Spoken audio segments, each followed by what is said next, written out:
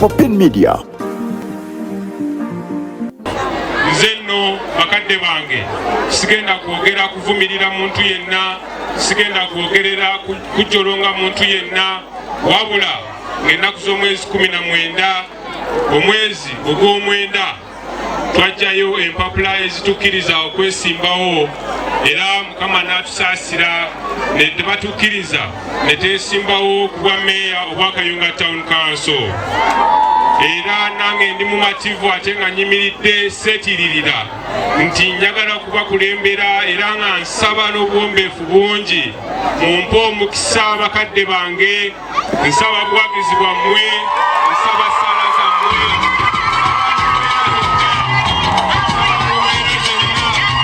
nsaba mu mbeera zonna bakadde bange mundabirenga ddala akadde ako we kanaatuuka mutiikinge Balagadde Sawulo yenze nzekka agenda okutereeza, agenda okusobola n'okulabika ng'ekibuga tukitereeza. Olw'ensonga eyo bakadde bange sirina kibiina, ndi independent era akabonero kange ye radio.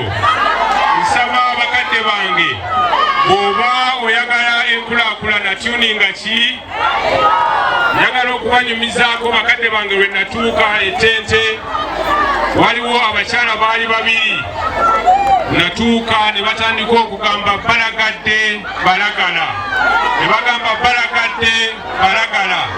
Njagala okubabuuza muli beeteefuteefu okubalagala?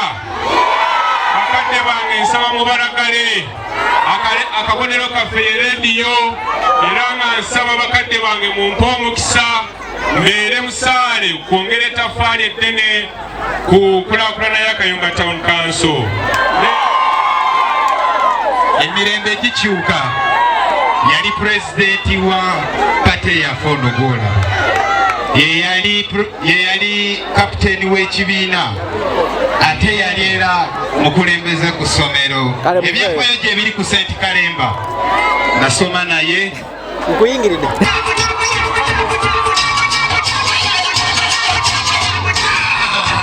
nijja totandika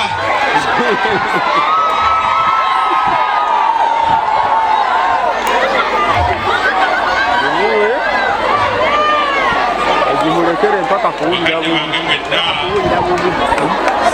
Omukama mulungi ekiseera kyonna, Mukama mulungi era nsooka okwebaza abazadde bannange, mwekubireko mu ngalo,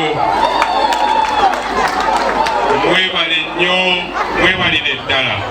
Bakadde bange nzayogerako nammwe, amannya nze Balagadde Sawulo, era nga neeyita akalenzi k'e Kayunga. Bakadde bange ndi musanyufu nnyo okubasanga, ate era ndi musanyufu nnyo okubasisinkana. Ate kati ntandise okulaba essanyu ly'abantu, ntandise okulaba abantu mwenna mu mbeera zammwe zonna ne muweerera abaana bammwe, naye njagala okubanyumizaako ku ki kyonna kye tutuuseeko. Nange bwe ntunula waneeno ndaba emyaka emito emabega, naye maama wange omulungi Nakabira Farida eyankuza yali mukyala mukambwe nnyo, era nga mu butuufu ensobi yonna angalamiza n'akola ki, n'ankuba. Naye teyankubanga lwakuba yali tanjagala, yankuba okuntereeza awamu n'okumbangula okulabikanga mbeera omutuuze, ate oyo yeesiimisa abantu mwenna. Njagala okuva wano okubasaba bazadde nange ate bakama bange, bannaye tetukambwalira nnyo baki, tetukambwalira nnyo baana.